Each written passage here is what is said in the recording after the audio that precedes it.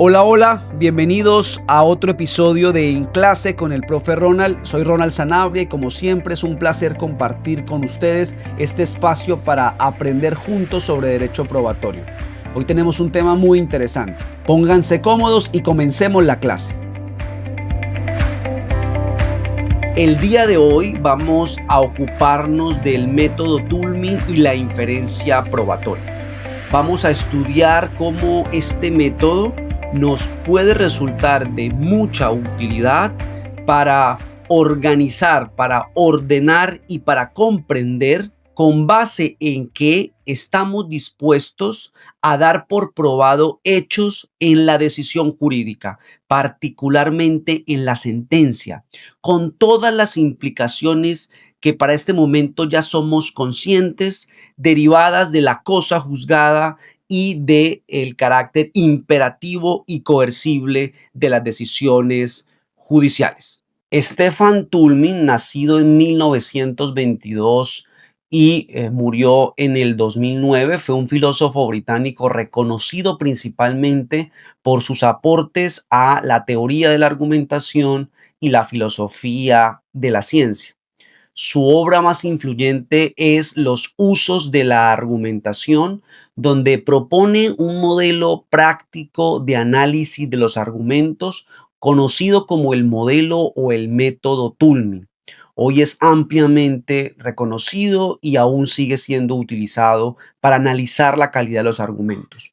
Este esquema identifica 6 elementos claves de un razonamiento: las afirmaciones, los datos, las garantías, el respaldo, la modalidad y finalmente, como sexto elemento, la refutación. Aunque Stefan Toulmin no planteó este modelo para analizar particularmente argumentos de tipo jurídico y menos argumentos de tipo probatorio dentro de la decisión judicial, lo cierto es que varios autores han señalado su importancia práctica, su utilidad para evaluar la calidad de ese tipo de argumentos, particularmente los probatorios, que son nuestro objeto de estudio. Así, por ejemplo, Michele Tarufo, Manuel Atienza, Daniel González Laguerre y Raimundo Gama, usualmente en sus obras resaltan que este método y la gráfica que el método permite puede resultar muy esclarecedor tanto a nivel teórico como a nivel práctico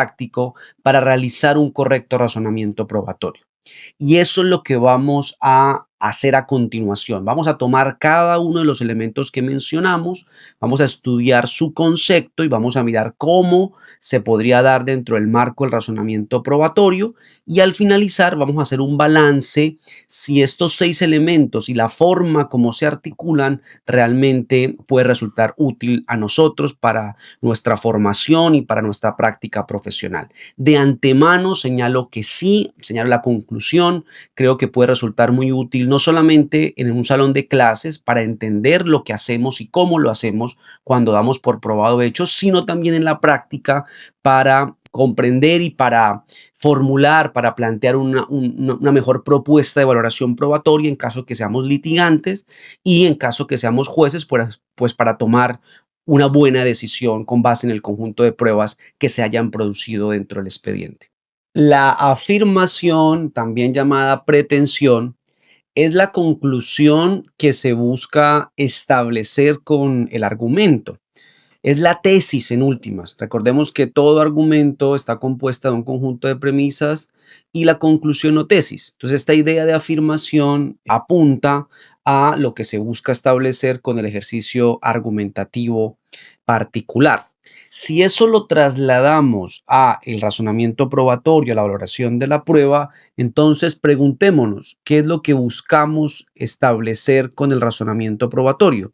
Respuesta: buscamos emitir enunciados probatorios, es decir, conclusiones en torno a la prueba de los hechos objeto de discusión en el caso en concreto, que, como hemos visto, vendrían a ser los llamados hechos jurídicamente relevantes o también, como sinónimo, el tema de la prueba del caso.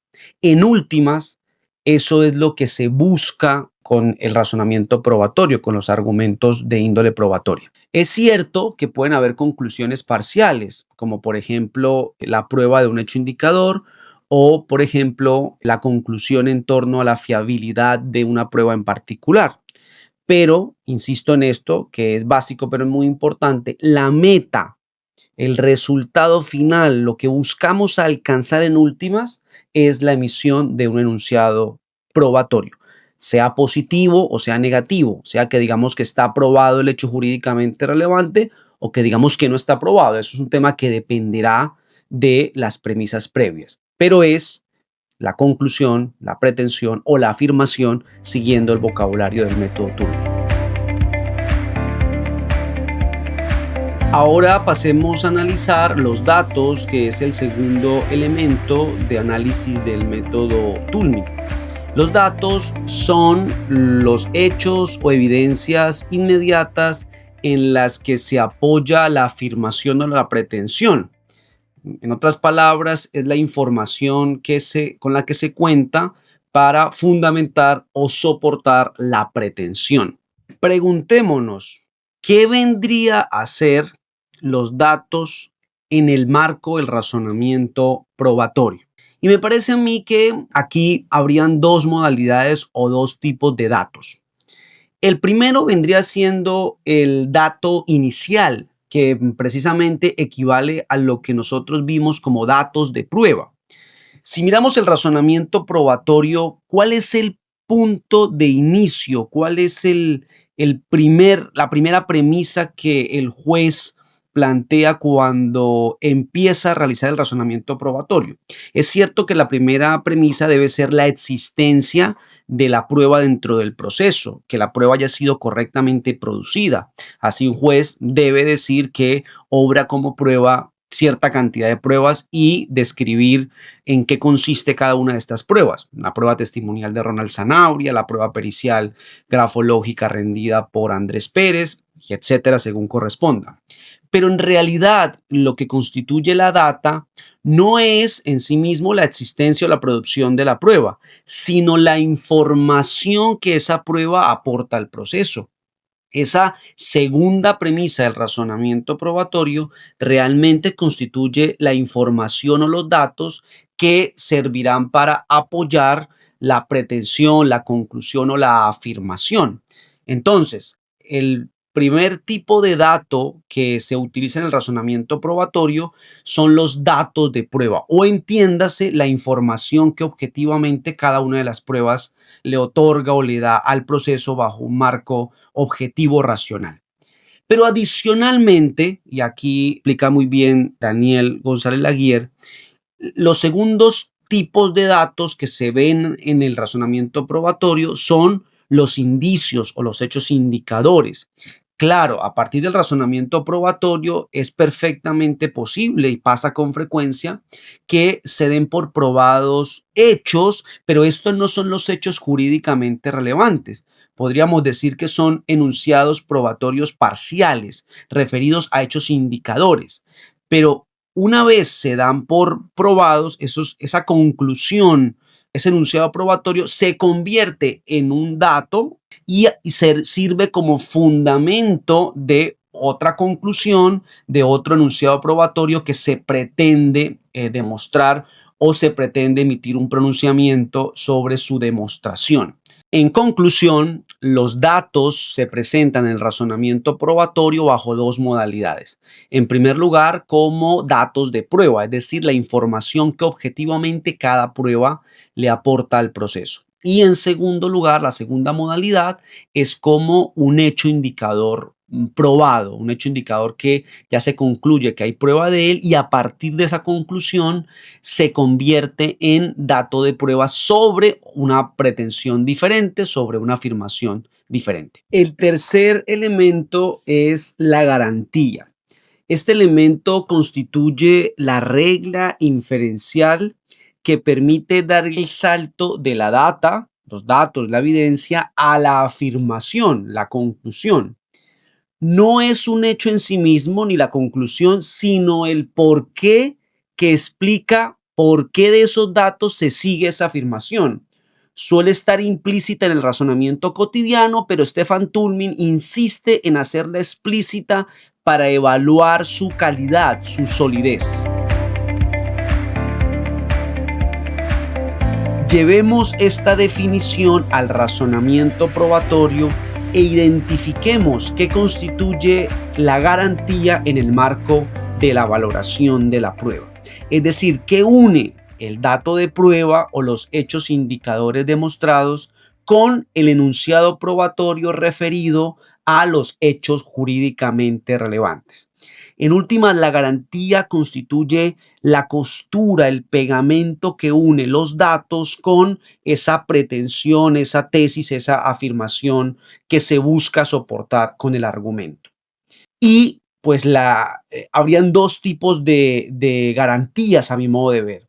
En primer lugar, lo que constituye en la gran mayoría de los casos garantía vendría siendo las reglas de generalización empírica, que por supuesto podrán ser reglas de la experiencia o reglas de la ciencia según el objeto al que se refieran y su fundamento. Por otro lado, la otra modalidad como se puede manifestar la garantía en el razonamiento probatorio vendría siendo una norma jurídica. Esto ocurre, por un lado, cuando estemos ante presunciones normativas, como lo explica el profesor Daniel González Laguier, uno de los autores que más ha estudiado el método Toulmin en el marco del razonamiento probatorio. Claro, porque cuando estamos ante una presunción normativa, ya sea relativa o absoluta, el dato va a ser el hecho probado y lo que une ese hecho probado a la conclusión ya no es una generalización, ya no es un argumento de tipo epistemológico, sino es la existencia de una norma jurídica que establece esa relación de carácter imperativo, el deber de dar por probado con fundamento en la norma presuntiva. Y por el otro lado, también me parece que cuando estemos ante una tarifa legal, una prueba solemne, una prueba tasada, un documento solemne, en estos casos también esa regla funciona como conector, como garantía entre el hecho probado, que sería un dato, y la conclusión. Digamos, aquí también la norma jurídica entra a servir de garantía en estos casos. En conclusión, las garantías en el razonamiento probatorio pueden ser o generalizaciones empíricas, caso en el cual estaremos ante reglas de la experiencia y reglas de la ciencia como conector entre los datos y la conclusión, o podrían ser normas jurídicas que se presentaría cuando estemos ante presunciones normativas o reglas de tarifa legal. Pasemos ahora a ver el respaldo. El respaldo es un fundamento adicional, pero que ahora se refiere a la solidez de la garantía. Si miramos su función, realmente no justifica la conclusión de manera directa, pues esto lo hace la garantía, sino que su función es reforzar la validez de la regla de inferencia que es así conecta los datos con la afirmación o la conclusión. En otras palabras, el respaldo se refiere a la garantía, apunta a preguntarse cuál es el fundamento de la garantía, por qué debemos confiar en esa garantía. Es decir, si alguien cuestiona la garantía, el respaldo es lo que muestra que esa garantía es confiable y aceptable, es lo que justifica la garantía. Vámonos al terreno del razonamiento probatorio. ¿Qué sería el respaldo en el razonamiento probatorio? Pues bueno, va a depender, por supuesto.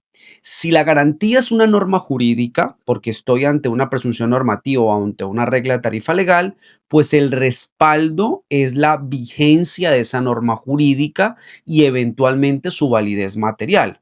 Entonces, la garantía estará respaldada en la medida que efectivamente esa norma jurídica haga parte de un ordenamiento jurídico que se encuentre vigente y, por supuesto, que se ajuste a los cánones superiores, que sea válida materialmente.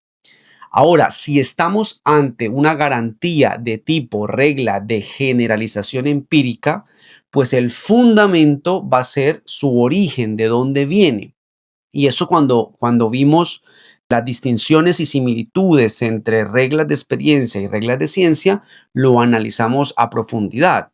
Claro, si estoy ante una regla de ciencia, el fundamento será el método científico, los resultados que ese método científico tenga, su aceptación en la comunidad científica, la calidad en términos tanto de número como de uniformidad de la experimentación. En fin, en últimas, el método científico y sus variables de evaluación van a ser el fundamento.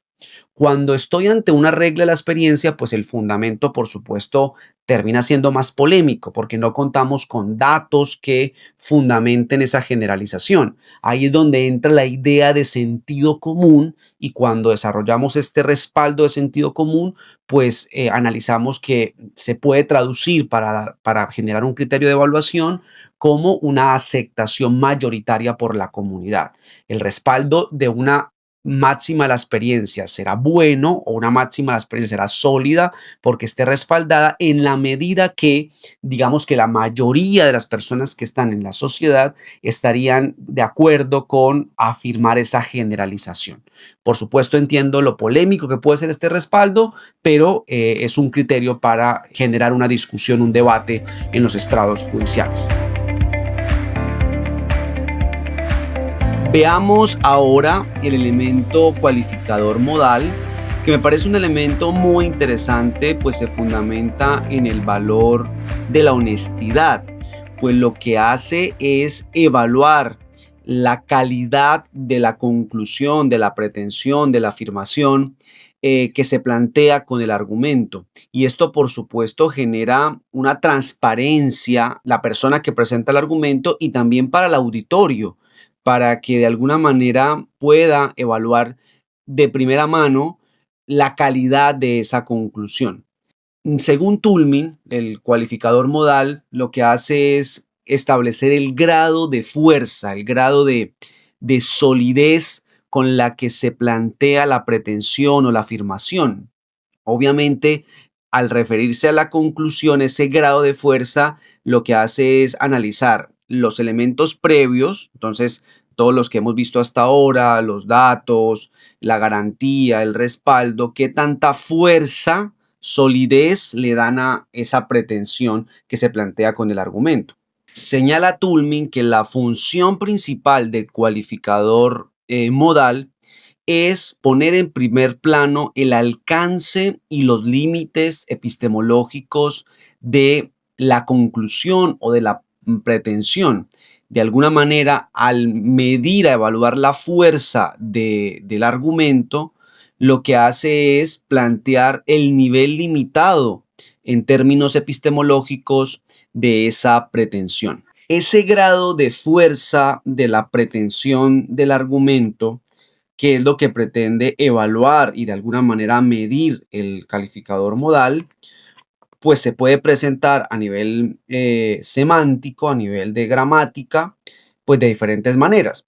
En el texto, Toulmin plantea algunas opciones, siendo la expresión más fuerte, que expresa mayor fuerza, el necesariamente, y siendo la más débil, la que genera menos confianza, menos fuerza, menos solidez, el decir parece que.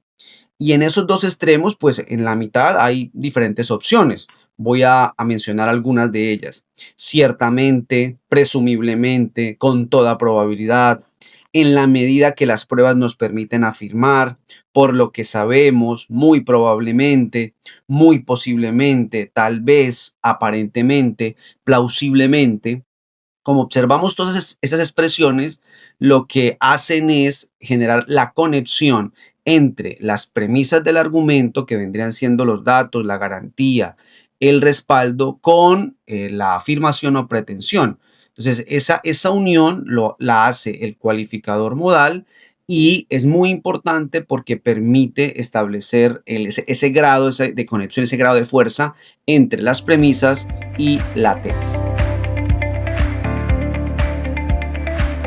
Si buscamos el equivalente del calificador modal en el razonamiento probatorio, pues vamos a encontrar que se parece mucho a un tema que vamos a estudiar más adelante y es los estándares de prueba. La idea del estándar de prueba no es otra cosa que establecer la probabilidad del conocimiento que se obtiene a partir de un conjunto de pruebas y evaluar si ese conocimiento nos resulta suficiente a nivel jurídico como para dar por probado un hecho. Entonces, al evaluar ese conocimiento alcanzado, pues en otras palabras, lo que hace es evaluar la fuerza que las pruebas le otorgan a ese enunciado probatorio, que sería positivo en caso de que lo demos por probado, o eventualmente justificar por qué esa fuerza nos resulta insuficiente para dar por probado el hecho. Entonces, en conclusión, el equivalente del calificador modal en términos probatorios, de razonamiento probatorio, sería el estándar de prueba. Ahora, si el sistema no cuenta en términos normativos con un estándar de prueba, pues el calificador modal viene siendo esa pregunta que el juzgador, al momento ya de decidir si va a dar por probado el hecho o no, tiene que hacerse. Y es la fuerza con la que las pruebas apoyan su conclusión. Y a partir de la respuesta que se dé bajo argumentación, bajo el ejercicio del deber de justificación, pues tendrá que tomar una decisión, partiendo de la base que ya él necesariamente es imposible en términos lógicos y epistemológicos, como lo vimos, e incluso como el propio Toulmin menciona. El propio Toulmin dice que es muy difícil plantear una relación de calificador modal necesaria, que en la gran mayoría de los casos, como lo es el caso de razonamiento probatorio, lo que hay es una probabilidad, hay una relación de calificador modal de probabilidad. Pero en todo caso, pues el juez tiene el deber de tomar una decisión y tendrá que hacerlo bajo parámetros de justificación racional. Bueno, procedamos a ver el último elemento del método Toulmin, la refutación, que también es un elemento que encuentra su fundamento en la honestidad y la transparencia y que funciona como un complemento del calificador modal. A ver, lo que hace la refutación en últimas es reconocer que un argumento y particularmente su pretensión, su tesis, está sometido a condiciones excepcionales o derrotables. Esas condiciones excepcionales limitan la conclusión, afectan su fuerza, su solidez. Es por esto que Toulmin concibe a los argumentos como derrotables. Entonces, la conclusión vale siempre que no se presenten o que no haya riesgo de que se configure alguna circunstancia exceptiva de la conclusión, a menos que, salvo que. Es por esto que cuando Toulmin analiza las implicaciones de la refutación, plantea que la función y el efecto de la refutación es acotar la conclusión. Si bien se debe plantear el calificador modal, sea la frecuencia que corresponda según la fuerza de las premisas del argumento, siempre debe reconocerse la eventual refutación, a menos que ese salvo que permite delimitar de una mejor manera el alcance de la conclusión. A partir de esta explicación hay una fórmula canónica del método Toulmin que aparece tanto en sus obras como en los autores que se han encargado de estudiar este método, y es que todo argumento se plantea de la siguiente manera: la pretensión probablemente se sigue de los datos porque tiene una garantía es buena porque está bien respaldada, a menos que, y ese a menos que es esa eventual refutación, y ese reconocimiento de esas condiciones de refutación es muy importante porque de alguna manera genera una alerta, un cuidado, una precaución de que por más que aparentemente la pretensión esté bien fundamentada, tenga mucha fuerza, mucha solidez, esas refutaciones eventuales hay que estudiarlas, hay que analizarlas y ojalá refutarlas, porque en la medida que se refuten las condiciones excepcionales de refutación eventuales, pues habrá más fuerza o tendrá más fuerza en la pretensión. A la inversa, si subsisten más situaciones excepcionales que no han quedado refutadas, que son efectivamente refutaciones eventuales, pues la pretensión tendrá menos alcance, estará limitada más epistemológicamente. Permítanme colocar un ejemplo simple que nos puede servir para explicar esto. Vamos a suponer que el dato es que el perro ladró. Ya tenemos conocimiento de esto. Hay prueba de que el perro ladró. La pretensión es que había intrusos, que habían personas que entraron al lugar que los perros no conocían. Pero una condición de refutación es que podría ser que los perros también le ladran a otras circunstancias diferentes a los intrusos, como por ejemplo otros animales como gatos. Entonces aquí, en la medida que exista esa condición de refutación, pues la pretensión es débil. En cambio, si logramos demostrar que no habían otros animales como gatos en ese momento mientras los perros ladraban, pues la pretensión aumenta su fuerza, aumenta la confianza que podemos depositar en ella.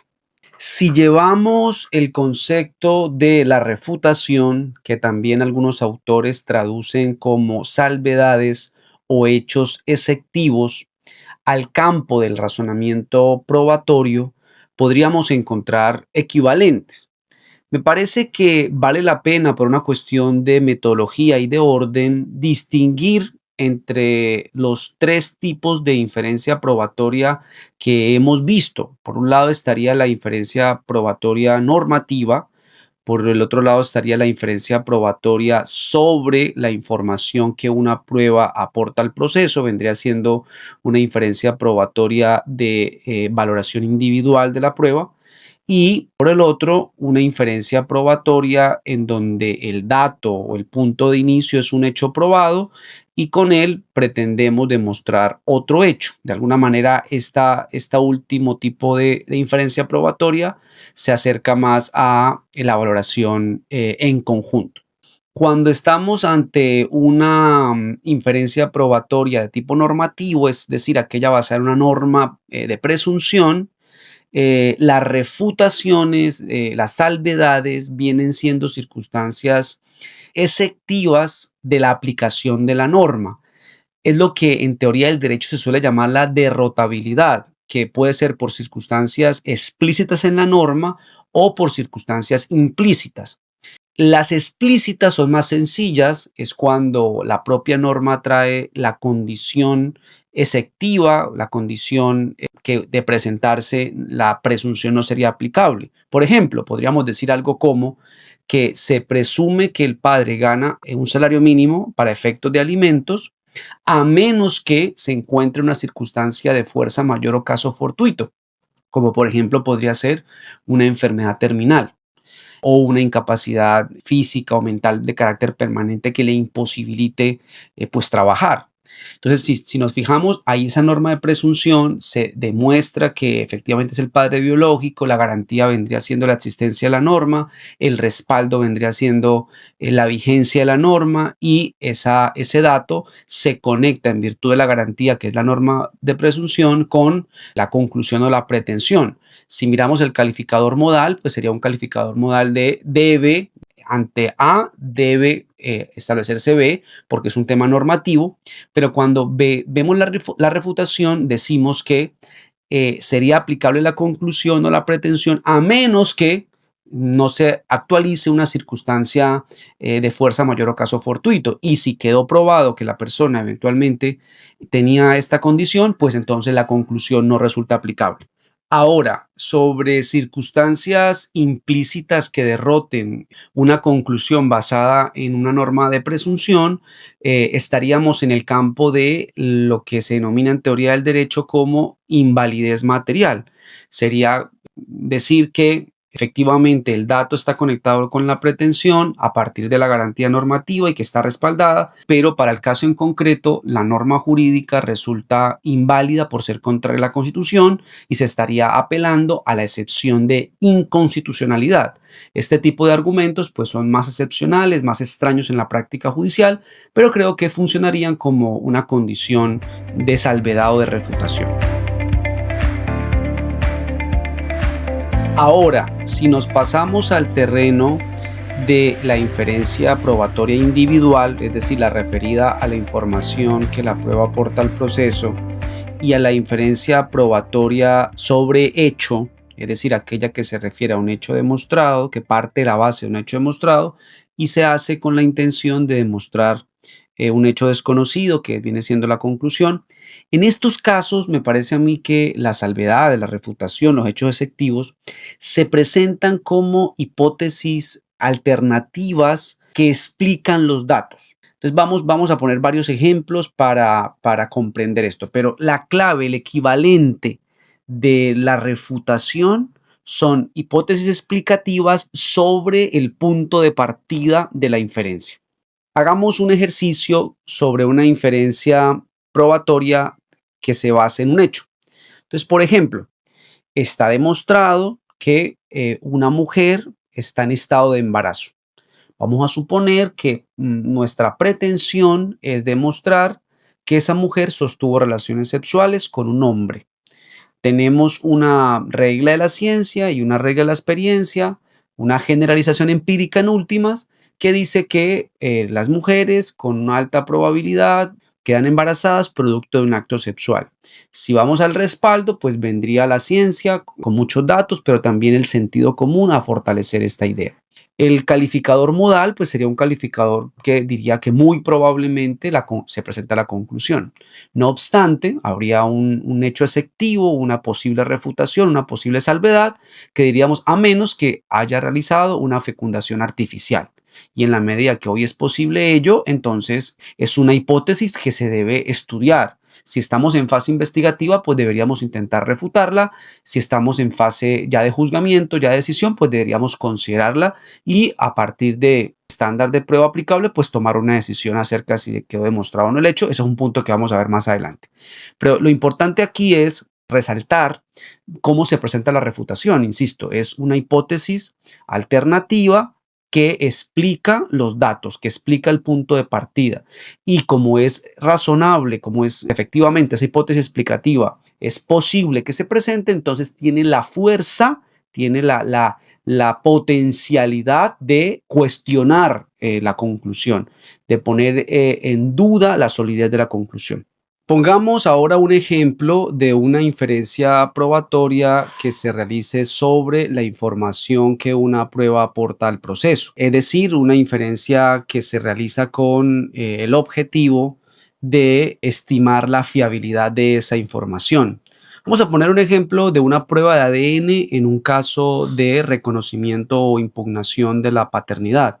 Supongamos que la prueba concluye que efectivamente la muestra de sangre tomada al demandado corresponde a la del menor y por tal motivo hay una compatibilidad genética entre las dos muestras, a partir de los cuales el perito concluye que hay una relación de consanguinidad en primer grado, padre e hijo. Si esa información la intentamos conectar con la conclusión, que sería dar por probado que efectivamente el demandado es el padre del menor, pues la garantía vendría siendo una regla de la ciencia según la cual la prueba de ADN nos resulta confiable en razón a los estudios científicos y el respaldo precisamente es eso, la confianza científica que hay en este tipo de pruebas.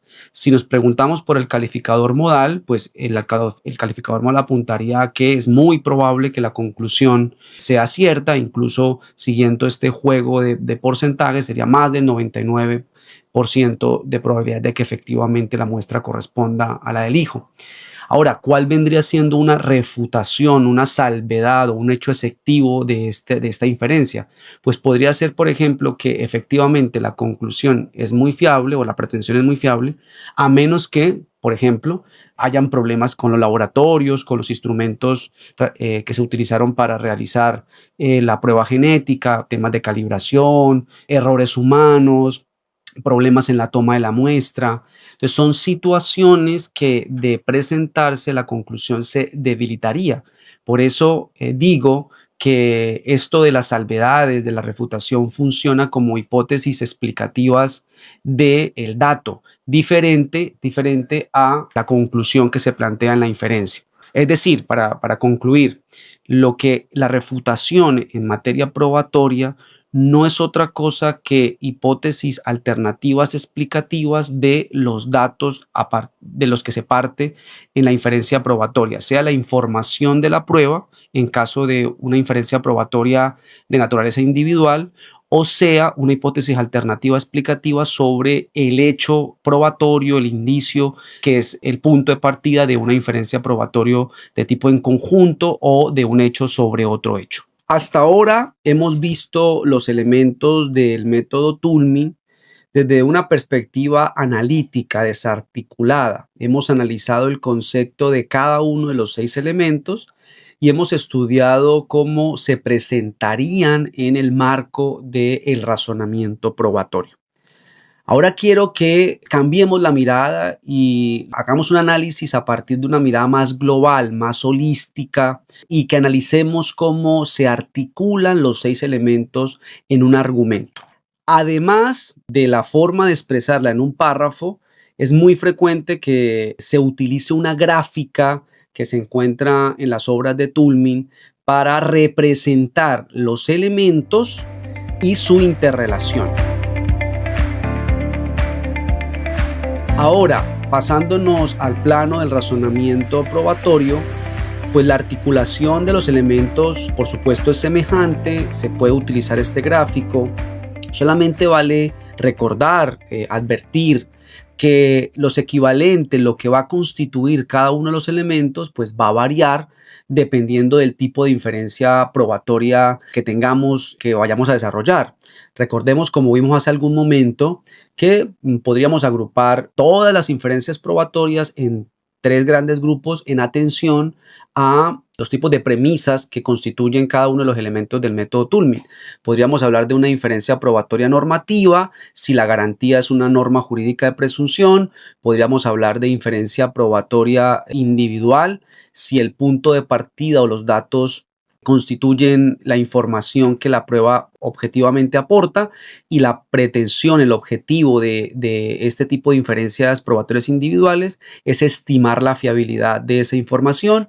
Y finalmente podemos hablar de inferencias probatorias sobre hechos, que serían cuando el dato vendría siendo un hecho probado, un hecho probatorio, que constituiría un indicio, y la pretensión es la demostración de otro hecho, un hecho distinto al hecho probado en el dato. Para terminar, permítanme hacer una pregunta e intentar resolverla. Y es una pregunta que creo que siempre nos tenemos que hacer cuando en el camino de nuestra formación académica nos encontramos ante nuevas propuestas conceptuales, propuestas de nuevas palabras, de nuevos métodos, para hacer algo que ya hemos hecho por mucho tiempo. Y es una pregunta en torno a la utilidad, a la funcionalidad. ¿Es realmente útil el método Toulmin para construir y evaluar inferencias probatorias? ¿Nos sirve para comprender mejor el derecho probatorio desde la teoría y para ser mejores abogados en la práctica? Realmente yo estoy convencido que la respuesta a esta interrogante es positiva. Creo que el método Toulmin es útil, es funcional. Desde el marco teórico, porque al resaltar, al poner sobre la mesa los elementos constitutivos de las inferencias probatorias y, sobre todo, lo que a mi modo de ver es más importante, la forma como se articulan esos elementos, me parece que eso genera una mayor comprensión de lo que hacemos con las pruebas al momento de dar por probado un hecho. ¿Cómo lo hacemos? Esa claridad conceptual, ese reconocimiento de los elementos y sus conexiones me parece fundamental. Y desde el punto de vista práctico, por supuesto, porque nos permite construir mejores argumentos probatorios y, si es del caso, evaluar sus fortalezas o debilidades. Por supuesto, esto va a depender de la posición que tengamos, seamos fiscales, defensores, demandantes, demandados, jueces, pero es una herramienta neutra que le servirá a cualquiera que lo necesite en atención a su estrategia, a sus finalidades, tanto para construir esos argumentos probatorios como para evaluar la calidad de los argumentos propios o los de la contraparte o de los terceros, de los sujetos procesales que lo aleguen y que fundamenten sus peticiones en ellos.